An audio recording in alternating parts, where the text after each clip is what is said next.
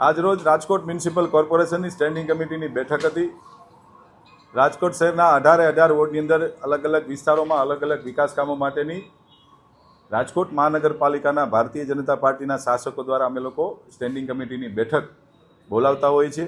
આ સ્ટેન્ડિંગ કમિટીમાં સૌ ભારતીય જનતા પાર્ટીના કોર્પોરેટરશ્રીઓની સાથે ચર્ચા વિમર્શના અંતે આજે સ્ટેન્ડિંગ કમિટીમાં કુલ 66 દરખાસ્તો હતી.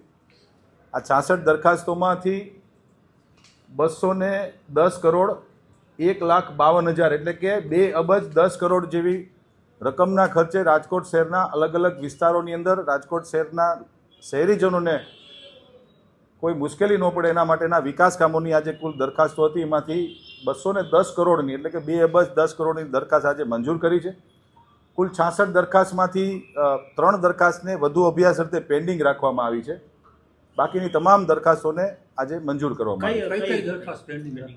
દરખાસ્ત નંબર 4 જે પેન્ડિંગ રાખવામાં આવી છે એ રાજકોટ મહાનગરપાલિકાના જે સિક્યુરિટીનો જે કોન્ટ્રાક્ટ છે એ સિક્યુરિટીની દરખાસ્ત ગઈ સ્ટેન્ડિંગ કમિટીમાં પણ પેન્ડિંગ હતી અને આ સ્ટેન્ડિંગ કમિટીમાં પણ વધુ અભ્યાસ અર્થે પેન્ડિંગ રાખવામાં આવી છે. દરખાસ્ત નંબર 5 છે રાજકોટ મહાનગરપાલિકાના જુદી જુદી શાખાના કર્મચારીઓનો જે પગાર ધોરણ વધારવા માટેની અને ગ્રેડની જે દરખાસ્ત હતી એ વધુ અભ્યાસ અર્થે પેન્ડિંગ રાખવામાં આવી છે. અને કુલ દરખાસ્ત number 38 ward number 7, ward number 14 અને વોર્ડ નંબર 17માં પાર્ટ વોર્ડની અંદર ડીઆઈ પાઇપલાઇનના કામ અંગેની દરખાસ્ત હતી એ પણ મારા દ્વારા પેન્ડિંગ રાખવામાં આવી છે. જેનું કારણ એ છે કે હું માહિતી માગું છું અધિકારીશ્રીઓ પાસેથી કે રાજકોટ શહેરમાં હવે કયા કયા વોર્ડની અંદર ડીઆઈના કામો થઈ શકે એમ છે.